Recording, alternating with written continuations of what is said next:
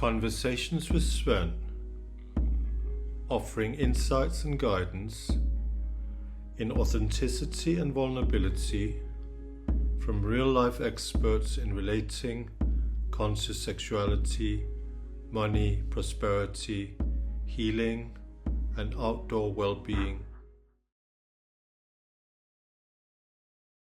Welcome to the third episode of Conversations with Svend. We are moving into a new and exciting experience today, recording at my home. I want to welcome very warmly Kerry. Kerry Veitch is a breathworker. She's a facilitator of rebirthing retreats, and she is also a world traveler, voyager. And thank you very much for coming. You're most welcome. It's a pleasure to be here. Thank you for accepting my invitation. Let's begin. What do you do? Like, what is the main aspects of your work, and what excites you mostly about what you do? Right, okay, yeah. Well, thank you for that introduction. As you've said, I'm a rebirthing breathworker. So what that means is, in essence, it's using a form of breathwork, a conscious connected breath, that allows people to drop into altered states of consciousness, so into deep relaxation, a kind of meditation, if you like. And in that space, it allows us to start to explore the unconscious, the subconscious. And so I've done quite a few years of training to be a facilitator in this, and I also teach other people how to hold space in this way for others.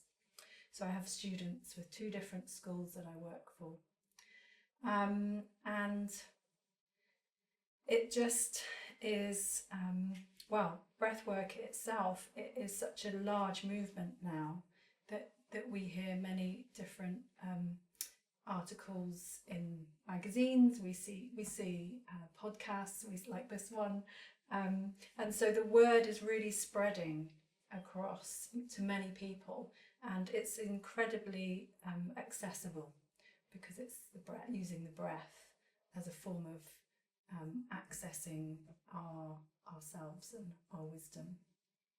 Mm-hmm. Tell me more about, I will say that I have participated in your retreats this summer. It was in Forest, it was in July, and you work with a gentleman called Pablo Castro, and you had a team of Nikita and Daryl as well, which was very, very powerful and very transformative retreat, very beautiful experience. Let's speak some more about this rebirthing in warm water and all these different aspects. And but let's begin with like your own journey and how you kind of came to this work you're doing today. Well, they're linked. Sure. They're linked. So I had quite a traumatic birth. I don't think there's such a thing as an easy birth as we enter the world, but mine was particularly traumatic because I was transverse. So that means I was kind of lying sideways in the pelvis with my shoulder pointing downwards here, so nowhere near the right way up. And that's a kind of form of breech birth. So I was pulled out with forceps and taken away from my mother. And I think that I'm not sure how life orchestrates these things, but I have my aunt, my dad's sister, who lives in the States, in Florida. She's been a rebirthing practitioner for 45 years. So I've kind of dabbled with this work since 93, when I was in my teens. And I think that unbeknown to me, when I started training in this work, it was birth that I kept coming back to. So all my experiences when I was training were taking me into the womb and taking me to places where I had to not relive my birth, or not re-experience it, but experience aspects of my birth that had left imprints in my nervous system, which were very unhelpful, and just creating behaviours or ways of being that were not helpful for my life.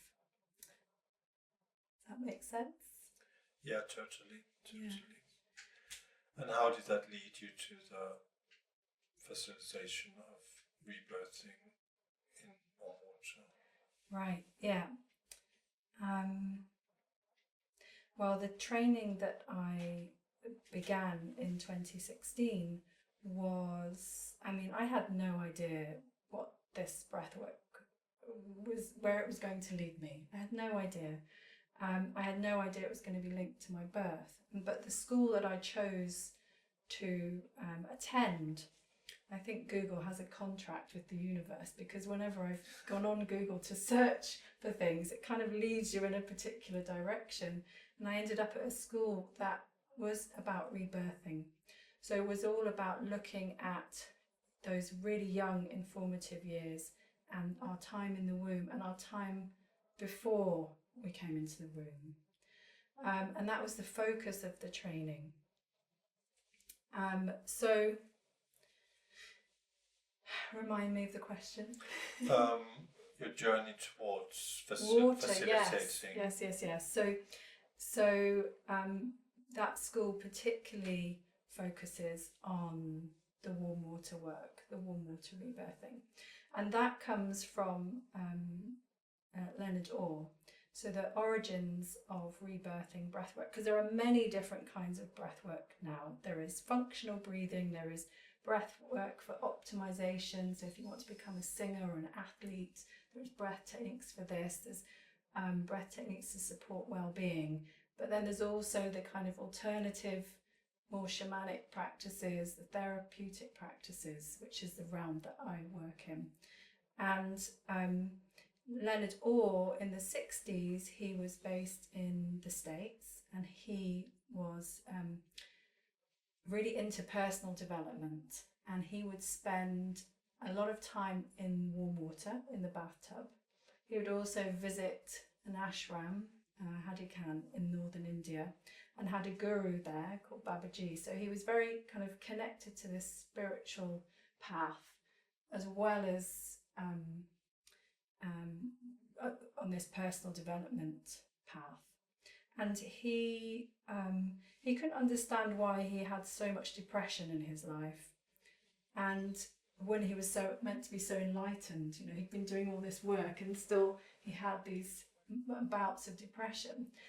And one day, after he would spend hours in the bath, and one day while he was in the bath, he regressed into the womb. And I think he was one of 12 the last of 12 children in his family. So he had a whole thing around his family going on. And this regression into the womb was such a surprise to him. It was, having an experience like that, you're not going to come out of it the same person. And so he wanted to share that work with others. And so that was the beginning of rebirthing. So I feel that it has that's its connection to water, because he believed that, first of all, it was the water that created that experience. Then he believed it was the breath, this conscious connected breath, that created that experience. And I actually believe it's both. So through my work over the years, I've learned that the consciousness in our breath and the consciousness in water, when they come together, they kind of create this synergy of magic. It's a very magical experience. So it's like, I think in my personal journey, then I became conscious of how much my childhood and my relationship to my mother and father is impacting my life. Right. And then gradually realizing that birth also has such a big impact, I was introduced to this book called Birth Without Violence by Frédéric Lebrurier, and he says that could our fear of death be stemming from subconscious memory of a traumatic or painful birth? And yeah. What is the significance of the water and the temperature, the warm water? Body temperature? That's a good question, because we have a lot of Wim Hofers around now, globally, millions of them, all jumping into ice baths. But this is the opposite. We go into water that's body temperature, so around 37 degrees is optimum. It also works, any 36, 35, 38, 39 starts to get a bit too warm. And what happens with our body when we go into different temperatures is it reacts in different ways. So if the water doesn't really like being too hot, it becomes quite stagnant and slow. And so if you go into really too hot water, the body kind of also does that. It reacts with the water and slows down.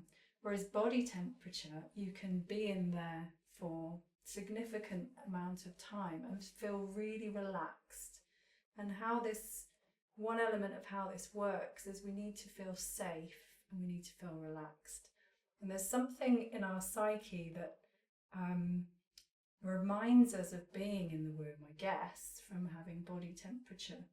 And it's so precise, that temperature, the body temperature in the womb. So when I work with people, when I went to Bali last year, it was 35, 36, and I could see it was slightly different. The water was showing people slightly different experiences to if it's body temperature. You say that different temperatures elicit different kind of experiences. Exactly, yeah. Yeah.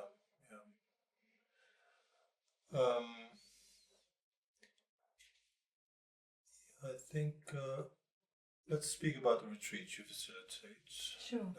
Tell me about, you also got this world traveler. You're a voyager. You travel the world. So yeah, I have invitations. Yeah. You facilitate retreats around the globe. Yeah, I do. So Bali this year, and next year I'm going to be in Florida holding a retreat with my aunt in March. And then Brazil, going to Brazil later on in the year. So the retreats at the moment, I'm kind of really also guided by the water and what I'm learning from her. So at the moment, the work is very much specific around birth imprints. So these are when we are in the womb or pre-womb or conception, as a prenate, we're influenced by what's happening around us. And this has been now researched a lot. So while we're in the womb, whether our parents were together is significant, whether our parents wanted a boy or a girl is significant, because as we're developing, we kind of, for decades, we've just been seen as babies can't think or feel or have any kind of coherence around what's happening to them. But that's so the opposite to what we now know. And I think babies are superhuman. They're so connected to source that they are superhuman is a good way to describe it. And they know what's happening around them. They know, they can sense on some level, somatic level, that then there may be that they weren't planned, And the whole work that I do is around all of these experiences that we have, and then the birth process. So the retreats explore all of this. We also do land-based regressions into the womb, and we look at and we try and harvest from the subconscious what these imprints might be. So I could give you some examples. things like if you have issues with timing, right? So maybe you find yourself always late or always turning up early. What, why is that? What's behind that? And sometimes it doesn't really bother us what's behind, we don't think about what's behind it until it starts impacting our lives. Or maybe we struggle with transitions. Maybe we are really good at starting projects and then we collapse and exhaust and we can't complete them. Okay, so what is that within us that is creating that pattern? Because we're all human. And so there are many different examples. I've seen a lot of babies that were cord around the neck. They put so much work into life, into their relationships, into work, into everything they do. And it works for a bit, but then something holds them back. Or you might have people who feel like they shouldn't be here, or they feel really alone. And that can relate to a lost twin in the womb. So there are many, and it's very personal as well. So I think the way to recognize if you have these imprints, so they're held. I'll explain a little bit about what I mean about an imprint. Is that our prefrontal cortex isn't online at that time when we're small, when we're a baby. So we hold everything in our nervous system, in our limbic system. And so that's why they're called imprints. So they're kind of somatic, they're held in our body. And that's what we're working with. We're looking at how our journey into this world's impacted us, because also we have how we're received. And this is so super important. Probably the most important aspect of coming into the world is how we're received. And unfortunately, in most of our cases, that might be C-section, it might have had intervention, there might be induced, mother might have had drugs. So these are all our first experiences of the world. And it's the most significant moment, our birth, of our lives. But hardly any of us think about it for a second. Mm-hmm. So I would encourage anyone that has patterns they can't explain in their lives, maybe their relationships are on repeat, or there's something not working there, or they keep failing at job interviews, or feel like they're a failure, feel like they keep getting everything wrong in life. What's behind that? We look at what's at the source of that. And at the source of that, you can take it quite often right back to birth. It's such an interesting kind of shift in perspective when you realize that how much, and that is all kind of embedded in the subconscious. So it's not conscious, but there is this pattern. And that's the work. It's very deep and it's very magical, and it's hard to put into words and articulate, because it's also about something that was pre-verbal, etc. On the practical level, you do this work, but you also bring in other people, like a team. So tell me let's introduce some of these people. Yeah, so we work with Pablo, he's based in Bali, and Simona. And then there's always at least 2 or 3 other people that come on the retreats to support, and they're all trained students, trained graduates. And I love giving the opportunity for graduates to come and support in this way. So it's very well held, and I keep the retreats very small, so it's quite personal. And there's always a perfect dynamic of people there that are all integral for each other's journeys, and that's really very special to witness. And quite often when I work with Pablo, he represents the masculine and I represent the feminine, so I get the rough end of the stick, because sometimes people project onto me as a mother figure, or him as a father figure, because sometimes in the water what happens is there might be a family constellation that starts working through, and so you have to be ready for anything, and Pablo is someone that I trust implicitly to be in that space.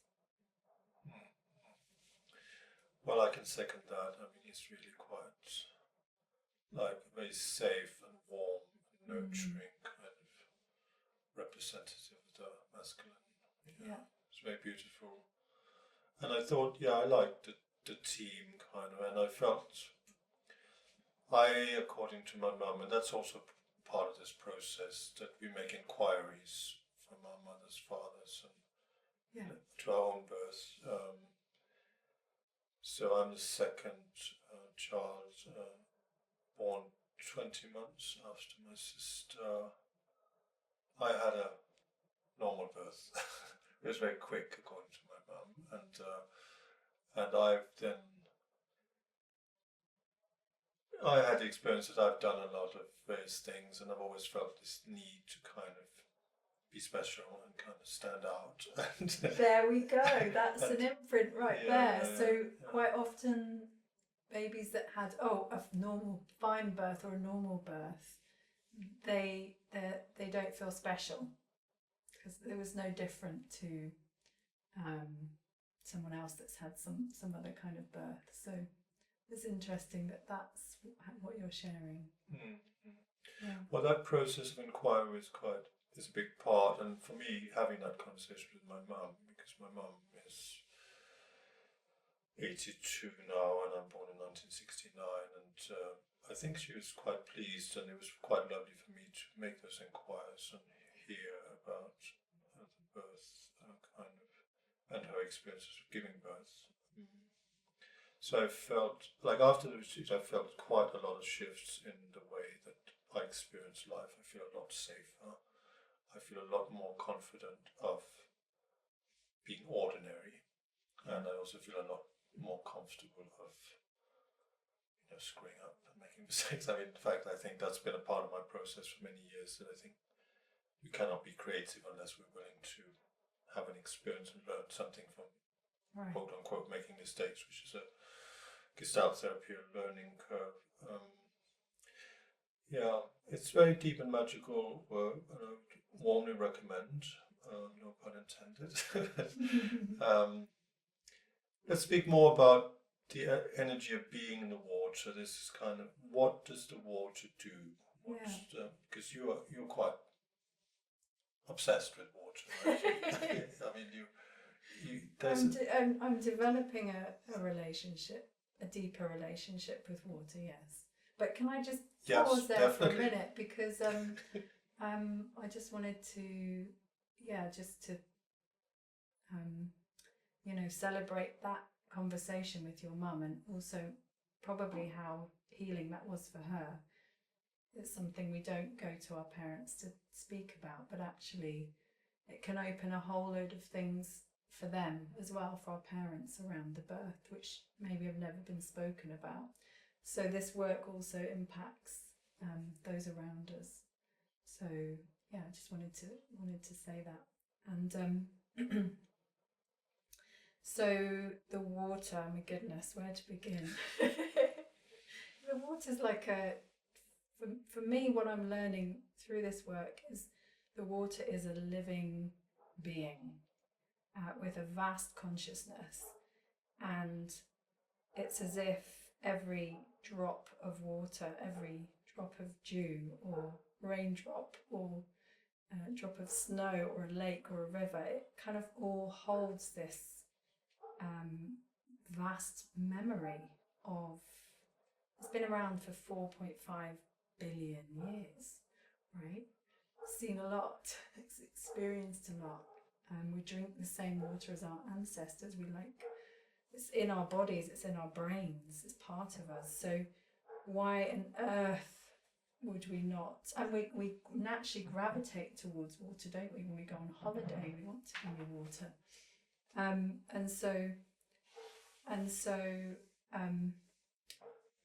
for me, it's such an honour to get to know her on this level, and to work with her on this level.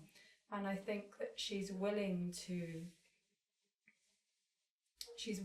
work with us because she can see, I mean, for hundreds of years, people all around the world have used water in ceremony for cleansing, for purification. We've been drawn to the Ganges, we've been drawn to sacred rivers and wells. The water priestesses in this country were always making offerings near water. It was places of healing. And so there's something around that, that's really exciting to be exploring again.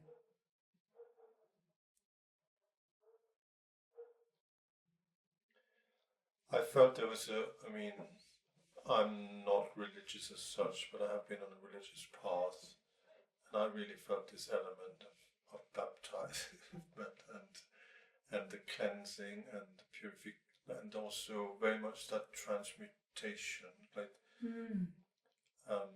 There's so much kind of suffering held in the subconscious memory and the tension in the body, and the release was quite profound. Yeah. So how do you hold that transmuting energy? How do you resource yourself? Sometimes it's really challenging, but I'm learning that the water's there to help. And sometimes, and also water's so transferable. So emotion, it's meant to be, the shamanic traditions see it as a carrier of emotions carried in the water.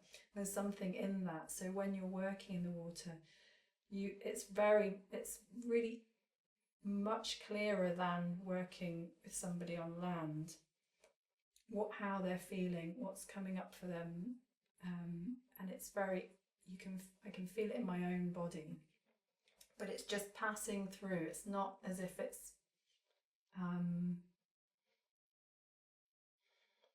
how to describe that? It's not easy, isn't it? It's not easy. So your question around how to hold that, you literally have to just empty your mind and become a channel. And it's almost as if you're totally present, but you're not. Your ego self disappears entirely, and you're just a channel, and you can feel something moving through you and creating a womb around the space. Does that make sense? Yeah. And my job is really just to hold that with integrity and openness, and in a non-judgmental way, so that the person who's in the water can allow their body to totally take over, to move in any way that it wants to. That's the other beauty of being in the water, is that the body can just move fluidly in however it needs to release and unwind and start to integrate some of these held patterns in the body. So the work really is, on land we are doing the regressions into the womb, so that we can, because when people are in that moment of regression, they might start saying things, oh, I'm really alone, or I can't feel my mum, or I feel really stuck, and it's coming from a very young, very different part of the brain to the one that's normally online. And so that's us kind of digging for what's in the subconscious. Then you go into the water, and she helps you repattern that. So she helps you clear those patterns and start to create more space within our system for something new to come through, some new awareness of ourselves. It's like clearing all that's in the way for kind of that new kind of. You've spoken, I've listened to some of your presentations, and there's this real sense that this is something that you were born to do, and it's part of your purpose. Yeah. And What's your kind of service to the world?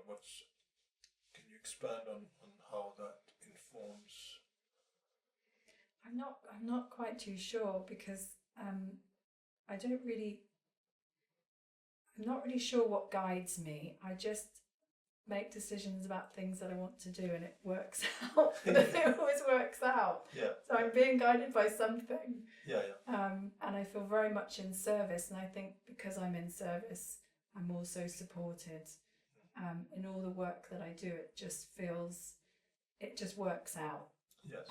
So I feel very blessed to be in that. But I think of service to the world. I mean, I would love, as the boy did, going back to referencing his work, because he believed that, these babies can actually feel what's going on, and they don't like to have bright lights. And this was in the 70s, can you believe it? Not that long ago. They don't like to have bright lights shone on them, or cleaned abruptly with a towel, and there's so much now around natural births and being sort of skin on skin, and how babies don't cry when they're brought into the world this way. They don't cry for ages. They're just content. And compared to the other images where they're all screaming away, really stressed and traumatized. And there was also that thing you said the other day about this techno birthing, where they used to hold babies up by their feet and hit them on the back to get them to breathe. I mean, welcome to the world. What view are we going to have that way? So I would love, I'd love to get, physicians, doctors, gynecologists. I'd love to get nurses, midwives into having some of these experiences. So maybe they, not only for their own personal journey, but maybe they could approach how they work in a different way. And we can't. I'm not saying that we've got it totally wrong, because I wouldn't be here unless those doctors really wanting me to live. And that's something that I learned, because we can say, we're doing it all wrong, but they saved my life as well. So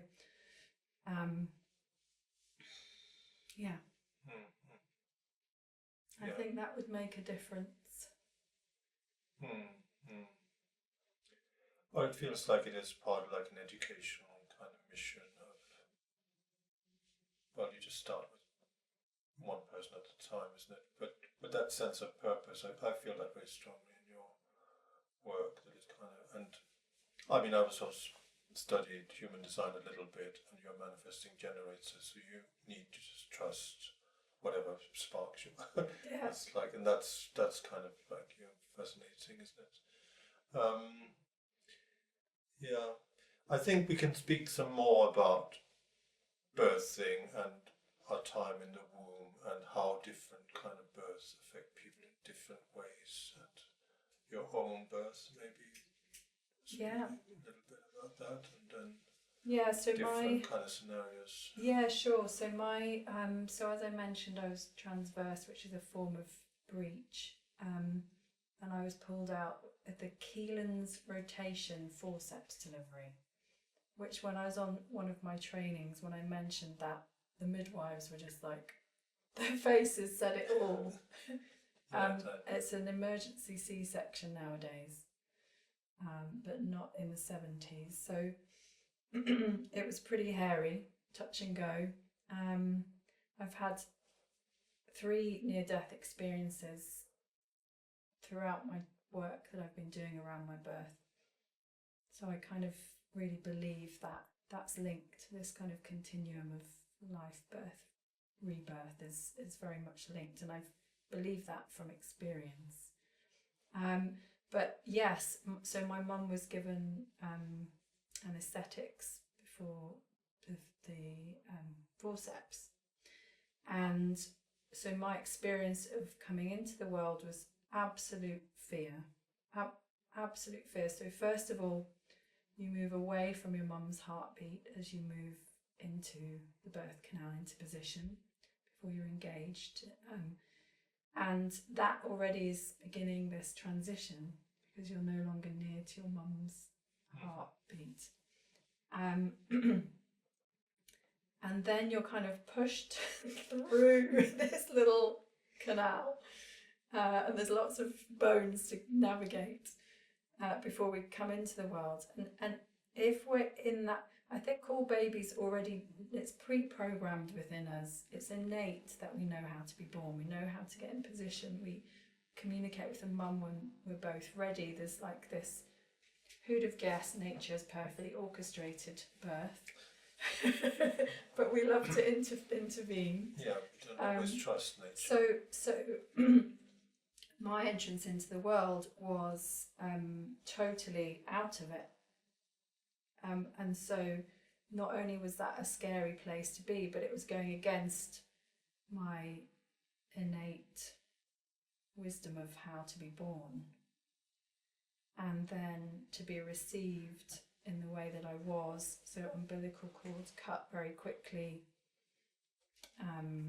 is a huge shock to the baby, painful for the first breath, and just this utter fear, and then being taken away from my mum,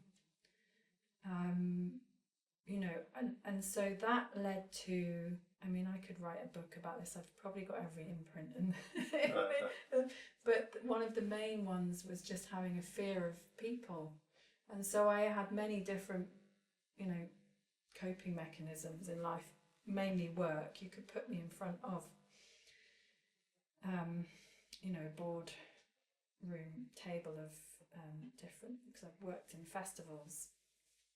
You could put me in front of a room full of people, and I could explain to them quite happily why they needed to give me a bigger license for a festival. Be happy in those sorts of situations. But when it came to connecting with people socially, I just had so much fear. And the thing is that it's held somatically. So a way to kind of get an inkling if you've got a birth print running the show behind the scenes is if something comes up in your body that you can't explain why it's there every time. So if you were unplanned, you might have an imprint of, I've done something wrong with me. And life then plays these scenarios out where it not proves to us, but it confirms our beliefs. Yeah. Right? And so that imprint then becomes a pathway in our brain. And that's when we start believing that's who we are. And then they become limiting beliefs. So that's where the work comes in, because it's not who we are. So that fear of people isn't coming from anywhere rational, but I could feel it in my body. So I had to do that work to basically allow my body to show me why it was there, why the somatic feelings were there. So I've done probably about 40 breathworks where I still go back into the womb. When I do this work, I'm just like, oh, again, what do I need to learn this time? So there's many layers to it. And but I also think that those of us that have had more traumatic births, so maybe more interventions, especially C-section, things like that, I think there are more imprints potentially linked to that.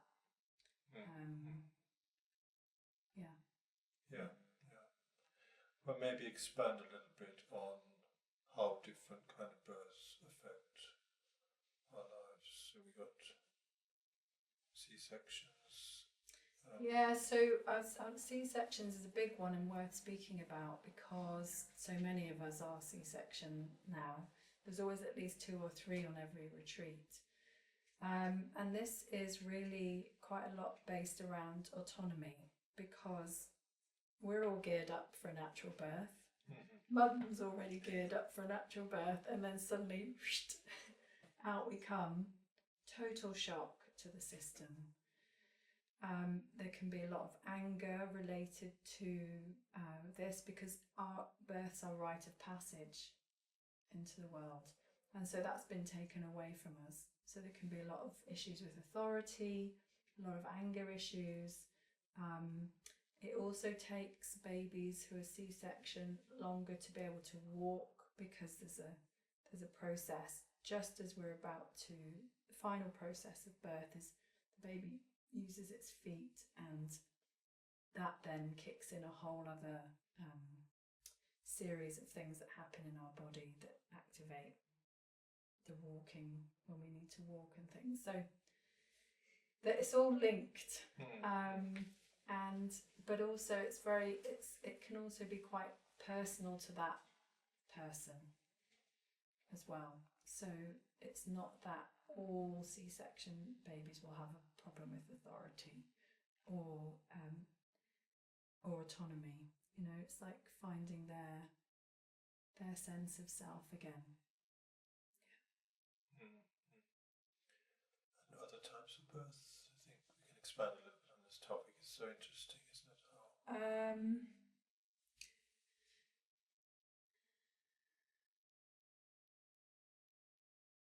What about the one when you, what's it called? What's it called when you're upside down? Is that the transverse thing? Yeah, breach. Breach. Yeah. Yeah. What about that one?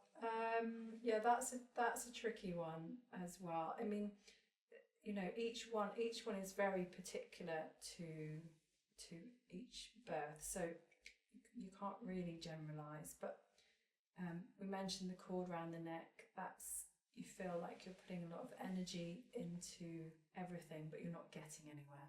Right.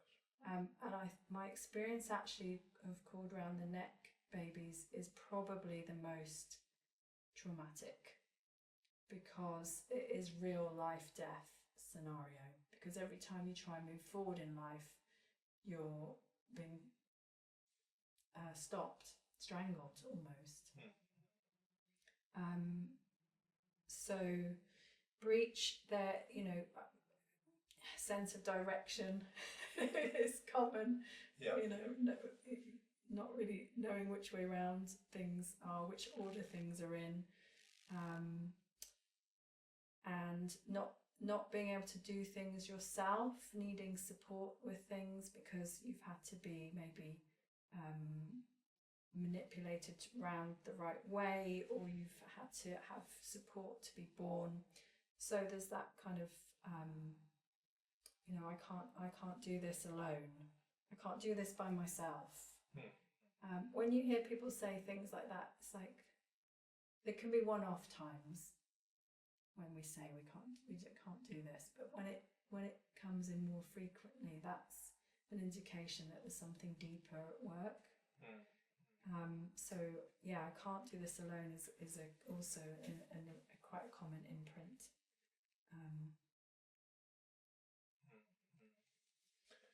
Yeah, and those beliefs we kind of form from our birth experience. So for me, that was like, I'm an alien, kind of, and then everything in my life kind of confirmed that kind of thing. I'm also diagnosed with autism in the age of 50, and I got the ADHD kind of thing as well.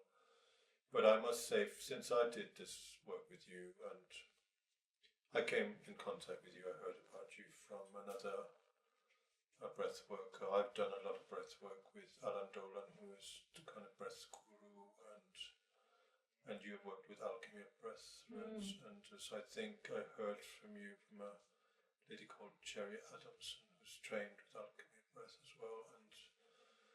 And I just kind of knew instinctively and intuitively that there was something that I wanted to do, because I also have been working a lot. I've been going a lot into the ocean and with various people from the outdoor social prescription world, and you know, the cave swimming and all this kind of free diving. We learned actually about mammalian dive reflex and how we can naturally hold our breath much longer than we think. And that is, you know, we're mammals, so we've been in the womb and breathing through the umbilical cord, right?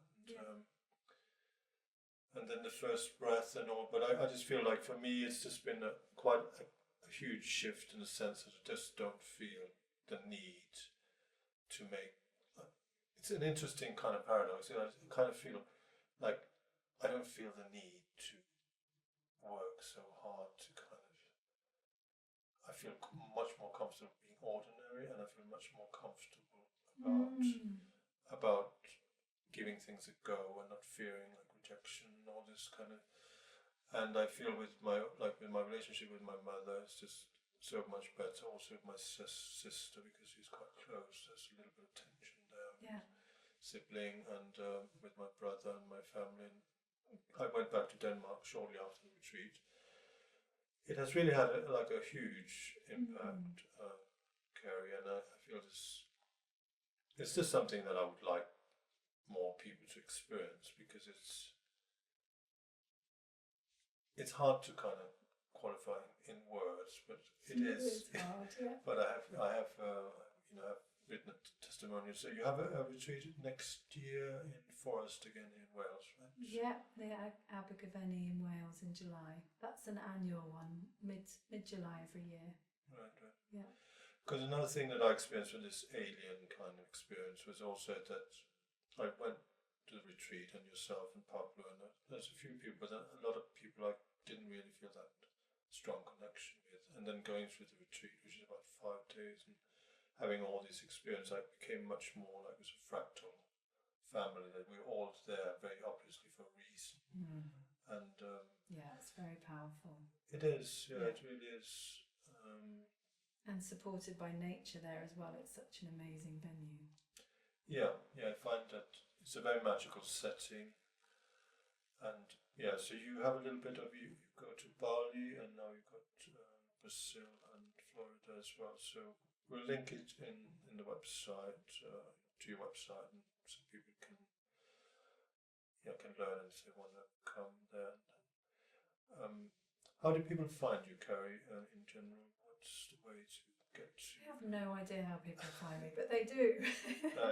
I had a client the other day who, by word of mouth, was in the pub in Bristol, and someone told him about my work there, and he ended up coming to see me. So I think it works in mysterious ways. But on a practical note, I've got a website, which is thesacredbreath.co.uk, and I use Instagram. I'm on Facebook, but not as much as Instagram, which is sacred.breath.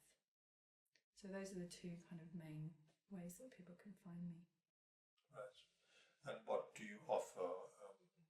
You offer the retreats, breathwork. You also offer individual sessions. Yeah, so I have my own studio in my house just outside Bath, and I see clients there. I see clients online. I also book a space down near Glastonbury 2 days a month to do warm water rebirthing, and that's just an individual session. Sometimes I organise day retreats down there as well. So they become quite booked up already. The one in January is full already, but and then the longer retreats, and then hopefully in 2026 I'm going to make an offering for breath workers who are already trained in conscious connected breathing, which there are many schools now, who want to learn to hold space in water. So that's something that I'm working towards. Right. So your mission and vision is expanding. Can you tell me a little bit more what's developing, and what's your longer term vision? Well, I'm not really sure what's developing, but because I sometimes offer spaces for facilitators who are doing this work already, and we come together and we take it in turns to breathe with each other in the water. And sometimes it feels like there's some kind of initiation happening with the people in the water, by the water. Right. And I don't know if that makes sense, but it's like she's testing people to see if they're ready to hold. Because holding a space, this kind of space, it feels quite shamanic. It feels, there's anything can happen. I've seen all sorts of things happen. From the most beautiful, gentle, seemingly nothing happening, and then someone will come round and be like, wow, you know, what's just happened, to a transference of umbilical cord, you know, sensing someone else's umbilical cord around my own throat. So it's all different things can happen. And I think that the more people that can hold these kind of spaces, because it's such a, to be lying in water and allow yourself to be held fully by her is a very magical experience. And if there's more facilitators, then more people can have this opportunity. Yeah. And I personally really like that. I feel that the trend in these kind of retreats is becoming more like gentle, and we're becoming softer, and like, because the whole school of thought, more is better, and you know, it's not saying that this cannot be very cathartic, but it is more kind of a gentle approach. It is, yeah. And it is that kind of, it teaches, for me at least, I feel much softer around and much more gentle with myself and gentle with others, and kind of letting go of these. Yeah. It's hard to live with very high and exacting standards. It takes a lot of energy. Yeah. And it just feels like letting go of, and you know, it's very empowering, and I feel it is really, really good work, and I do like that I feel like people are becoming more gentle from the experience. Yeah, and that's a good point, because the breath technique that we use is almost, sometimes the breath is just an awareness of us breathing. It's not it's not kind of a very deep, full, fast breath at all. It's very gentle. So it's almost the intention behind coming into the water, just breath awareness and allowing yourself to be held. Yeah, which also requires that surrender, isn't it? And to feel safe. Yeah.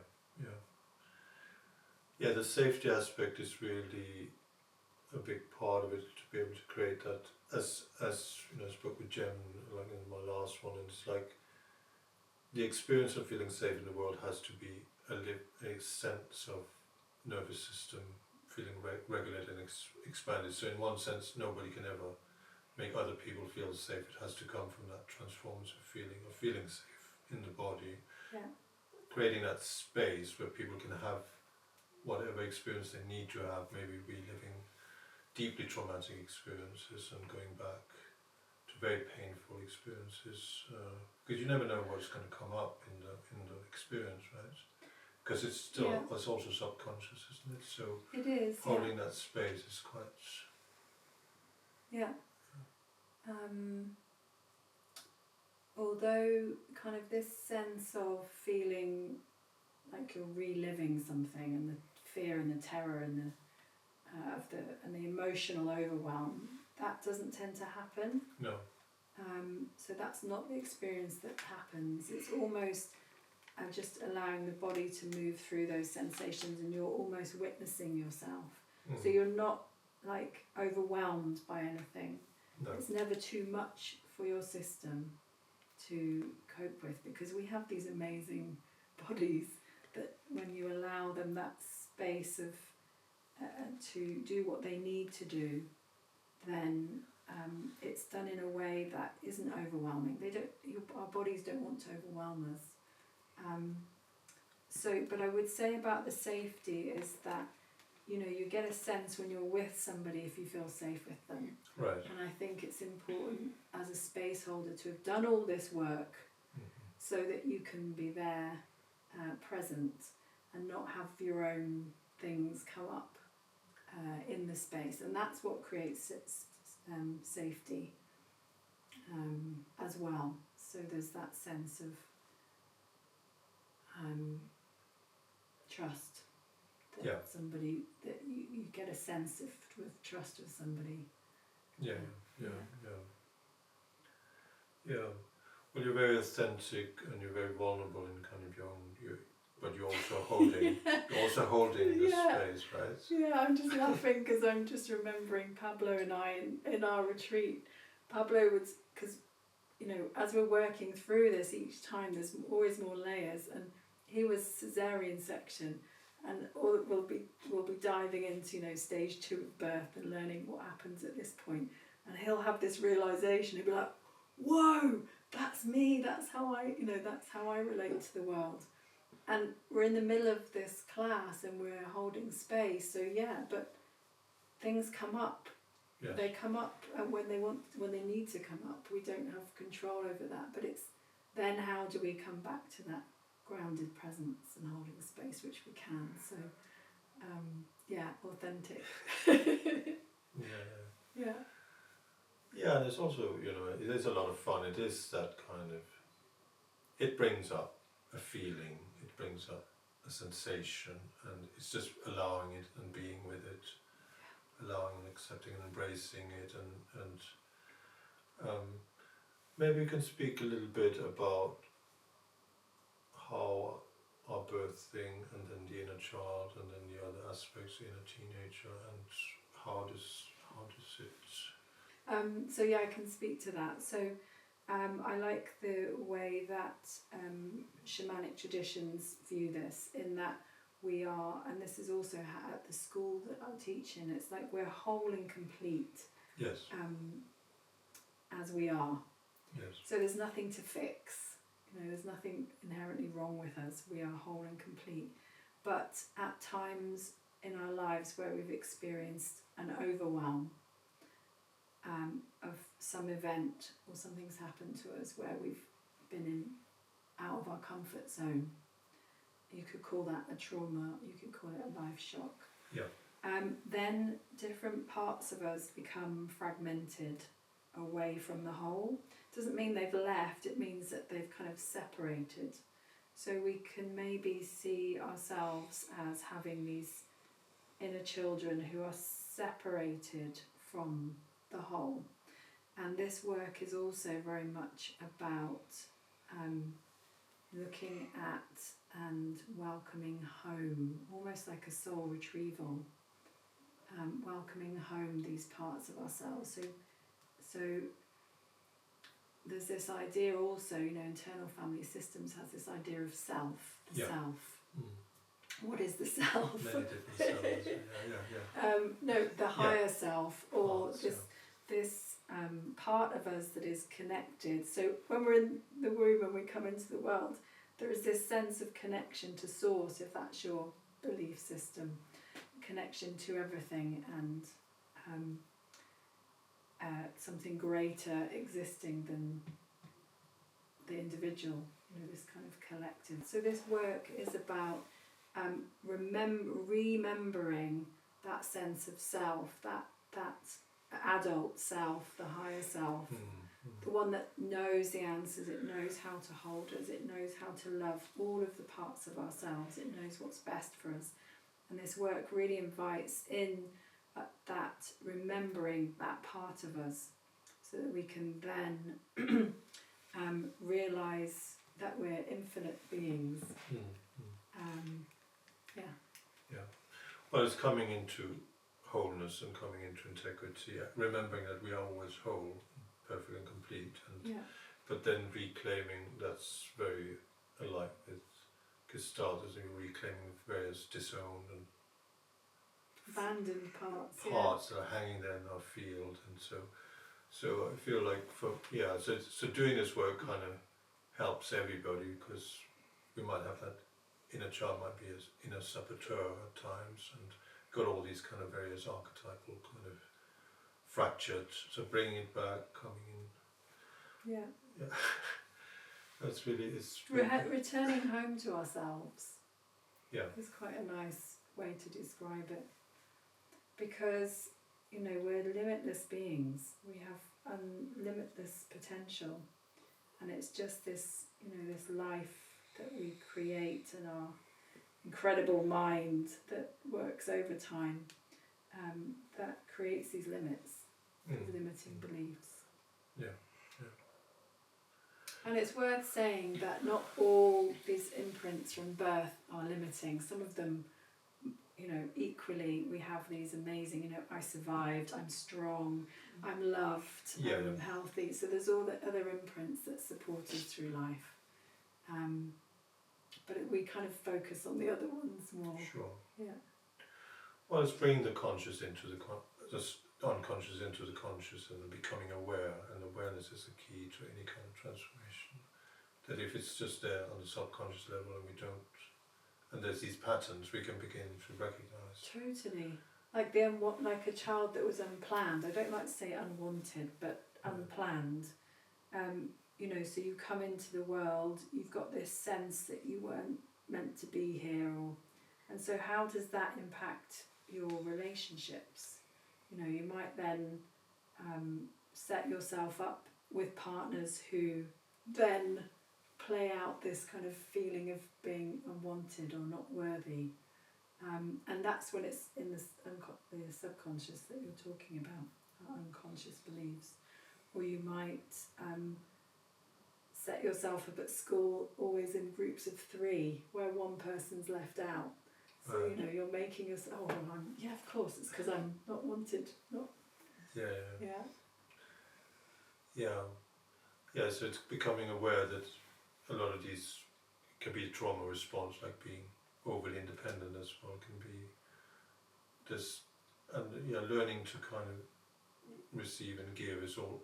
I just feel for myself on a somatic level, I just feel like I let go of so much kind of energy where I can be myself, and I can be much more, just be nature, be natural, and not having to kind of act and That's a good way to describe it. You know, we're kind of clearing out this old energy so that we can welcome in, and we've got space for this new energy to come in, and really seeing who we are, what we want to do. I feel it's been a very enlivening conversation, Kerry. I would like to invite people to come to this retreat in Forest next year. I think it's.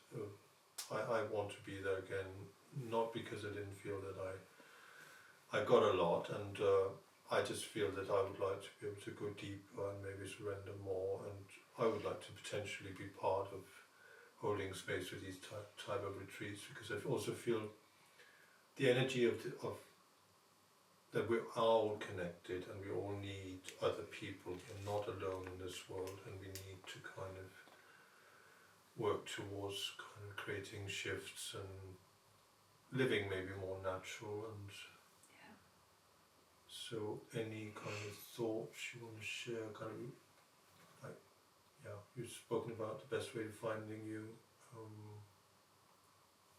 Any other kind of would you like to end this conversation? I would just like to invite people to go and have a conversation with their parents, if they're still around and they can and they're able to. If they're not, we always have a sense, on some level we know how we were born, we remember everything, our body stores every memory, so on some level we'll know. But just go out and talk to your parents about your birth. It's an important moment. Maybe start to explore that. Maybe some of the things you've heard us talk about today have kind of triggered you in some way or activated you, and you're, okay, well that sounds interesting. And then just trusting yourself, trusting your intuition. If you've got a gut feeling about something that doesn't feel quite right, go and explore it. Go and look into it. Yeah, I can definitely say that having that conversation, in one sense, we make the decision to go to something like that, and the process begins at that moment.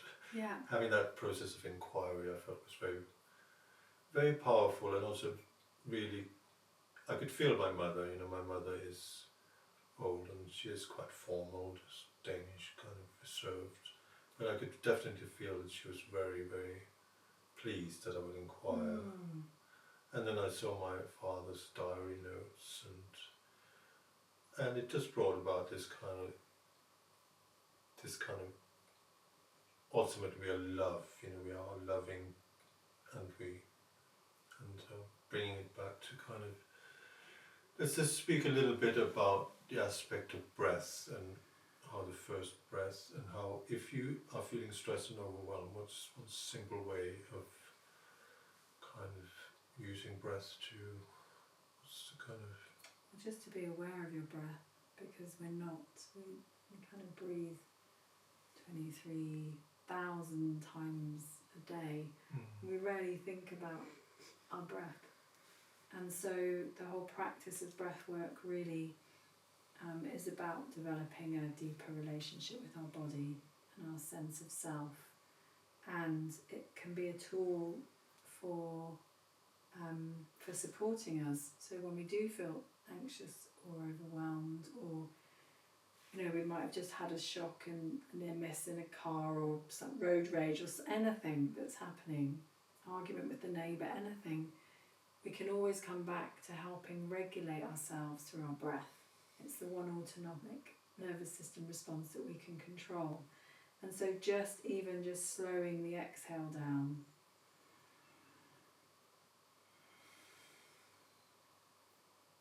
When you sigh, Yes. right? When you take a sigh, your whole body just goes, oh. Yeah. It feels so good. That's self-regulation. That's the body naturally regulating ourselves. So but we can do that consciously as well at any time. So as simple as that, I would say. Thank you so much, Kerry. It's been very enlivening and enlightening. Thank you. And my next episode will be part 2 with Jem Ayres, the Orgasmic Embodiment Coach. That'll be out in beginning of December, and then I'm planning a big one with outdoor social prescription nature facilitator. That'll be out in January. Thank you very much to my team. I've got Caitlin here, and I've got Gus recording. Thank you very much. And lots of love. Thank you very much, Kerry. Yeah, thank you. It's been a pleasure. Thank you.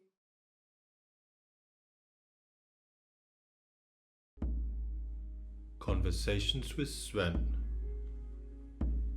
brought to you from a neurodiverse perspective. Conversations with Svend.